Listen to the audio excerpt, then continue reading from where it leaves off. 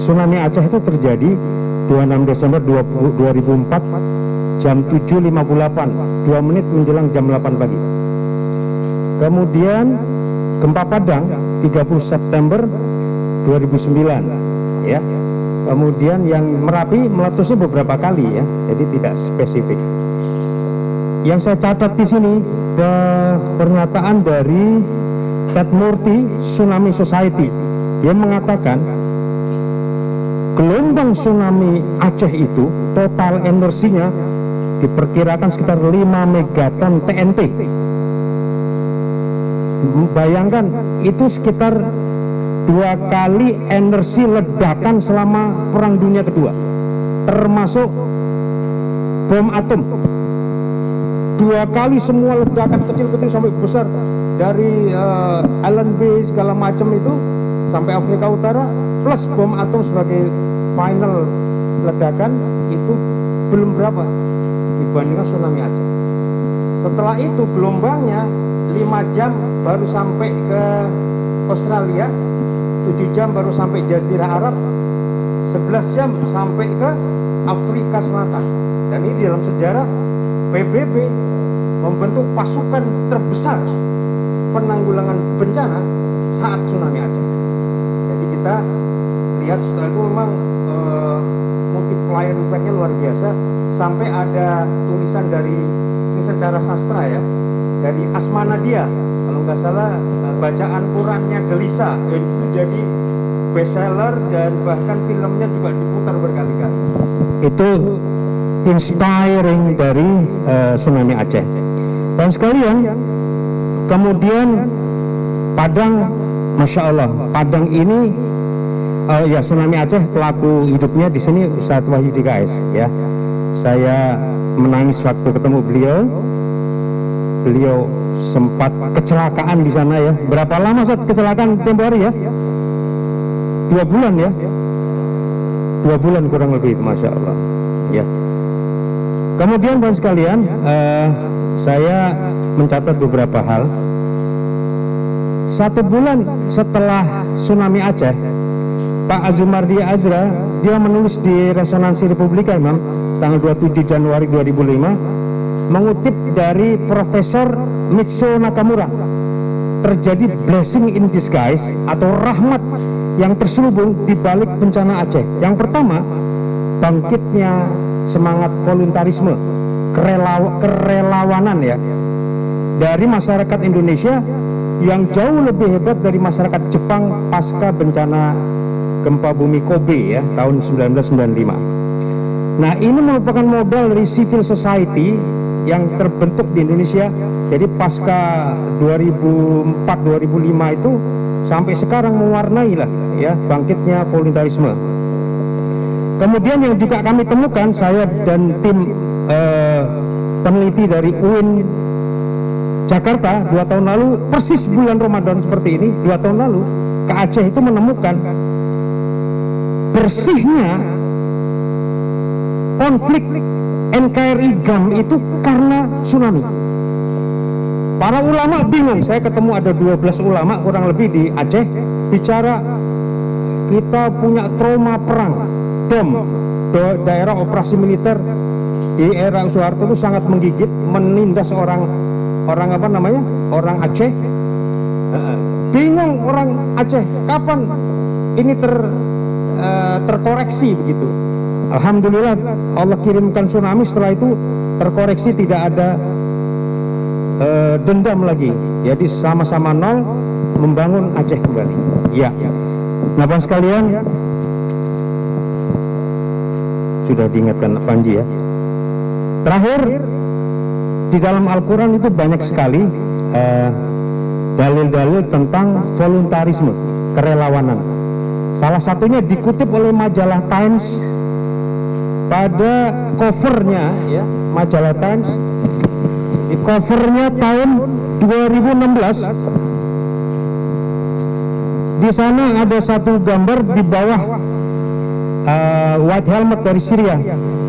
Jadi barang siapa menyelamatkan 1 nyawa berarti menyelamatkan seluruh nyawa. Dan benang merah dari kerja kita Saya kira zaman saya tuh tidak ada polarisasi antara uar atau tidak uar. Kalau sekarang terjadi polarisasi seperti itu, saya kira harus dikoreksi ya Pak Amal ya. Kalau saya sudah pernah ikut pelatihan uar dan saya pakai baju uar, saya adalah orang uar. Dan ikhwan-ikhwan lain bukan orang uar. Saya kira itu tidak betul. Kita harus koreksi itu. Setiap ikhwan adalah anggota uar. Seperti juga saya sebagai ketua umum AWG mengatakan setiap ikhwan adalah anggota AWG. Nah, benang merahnya adalah, kawan sekalian, ini saya catat di sini. Operasi kemanusiaan kita itu sepi dari pemberitaan, sepi dari publikasi, sepi dari macam-macam bendera. Ya. Dan alhamdulillah Allah itu betul menemukan kita dengan NGO yang sejiwa, yaitu Mercy, terutama pasca gempa Padang ya. Nah, setelah itu ada efek bola salju, ya. Efek bola saljunya adalah bergulir, ya, karya-karya besar di antara kita dan Mercy. Saya sebutkan beberapa ya. Pertama, lahirnya AWG, kemudian berdirinya Rasil. Rasil itu berdiri karena gempa Padang, ya.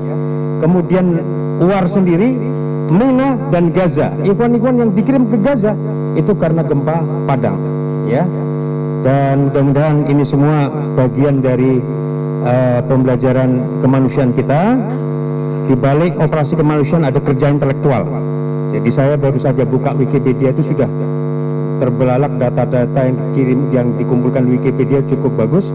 Dan saya kira entah di UAR Pusat atau di UAR Cilengsi harus ada satu tim yang memang harus menggarap kerja intelektual ini. Nggak mungkin. Ini ada ikhwan kita dari BNPB yang ayahnya sama-sama saya makan di posko ya, Zikri Rahman. Ini ayahnya relawan 15 tahun yang lalu. Kemudian ada kerja manajerial, ada kerja operasional, dan yang paling penting adalah ada kerja dakwah di sana. Ini adalah benang merah bahwa kita diterjunkan ke sana bukan karena sekedar operasi kemanusiaan, tetapi operasi dakwah, dan operasi yang penting adalah menyampaikan pesan penegakan khilafah dan hidup berjamaah. Demikian, mohon maaf. Assalamualaikum warahmatullahi wabarakatuh. Jazakallah khairan jaza kepada Ustaz Agus Darmaji yang telah merangkum 3 misi tersebut serta banyak atau beberapa saran masukan disebutkan. Nanti dari tim UAR bisa dicatat. Kesimpulan dari kami pembawa acara ialah setiap ikhwan adalah anggota UAR. Baik ikhwan yang kami hormati, acara selanjutnya ialah dari Imamul Muslimin, tausiah yang akan diberikan kepada kita dengan tema motivasi jihad tanggap bencana jajaran UAR di era milenium. Kepada Imam Muslimin, adzan maghrib pukul 4, jam 5 lebih 47 menit kami sediakan seluruh waktu untuk Imam Muslimin. Kami persilakan. Assalamualaikum warahmatullahi wabarakatuh. Alhamdulillah, syukurillah, wassalatu wassalamu ala rasulillah wa ala alihi wa ashabihi wa mawalah wa manittabah. Masyaallahu kan wa ma lam yasha lam yakun, la haula wa la quwata illa billahil aliyil azim. Amma ba'd. Saya diberi tema berat dan mendadak. Apa tadi sih? Motivasi jihad untuk jajaran di era milenium. Perempuan semuanya, seluruh ibadah kita itu mesti mengandung 2 unsur, yaitu ibadah yang sifatnya hissi yang tampak dan maknawi yang tidak tampak. Kedua-duanya ini harus bersinergi, berjalin berkelindan. Hanya biasanya kita hanya sampai pada hissinya saja, yang tampak saja, terutama yang sekarang kita laksanakan, yaitu puasa. Biasanya orang hanya mengaitkan puasa ini dengan lapar, dahaga, tidak berhubungan dengan suami istri. Tidak. Sebetulnya ini adalah kerja daripada UAR, kerja sosial. Oleh karena itu kemudian ulama kontemporer membagi kesalehan ada dua, yaitu kesalehan sosial dan kesalehan individual. Dalam sebuah hadis disebutkan bahwasanya Rasulullah SAW meriwayatkan hadis dari Allah. Allah menyatakan, saya sakit, kenapa tidak kau jenguk? Ini. Kemudian hamba tadi bertanya, bagaimana engkau sakit ya Allah?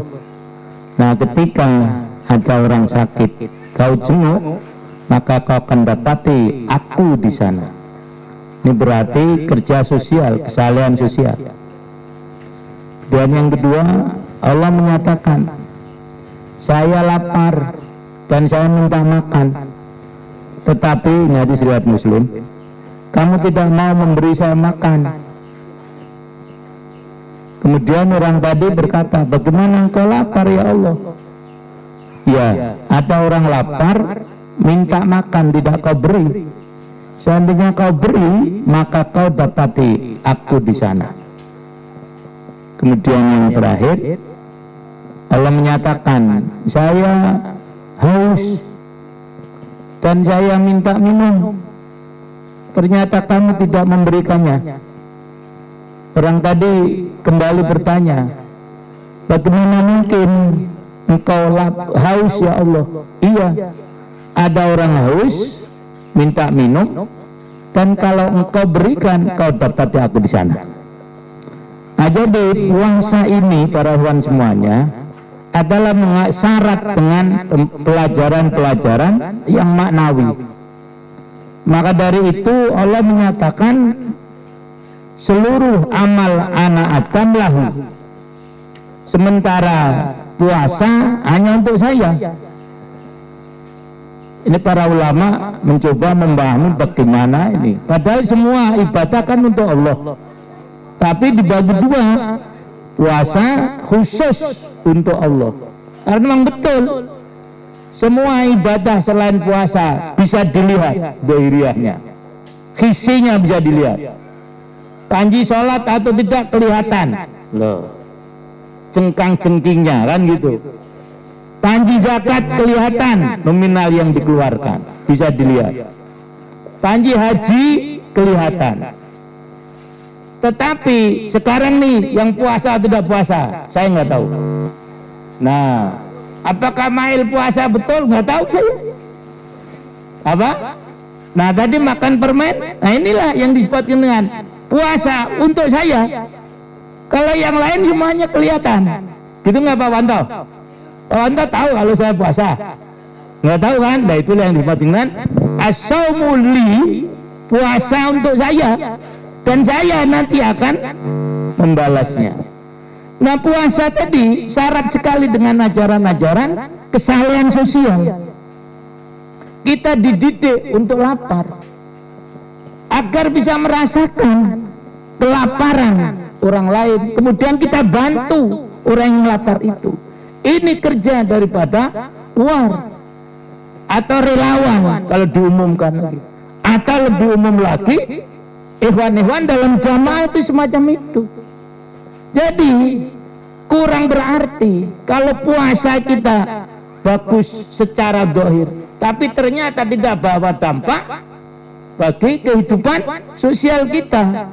Selesai kita puasa, rasa cinta kita kepada orang-orang yang menderita tidak juga bertambah, tidak juga lebih dekat kita kepada orang-orang yang kekurangan.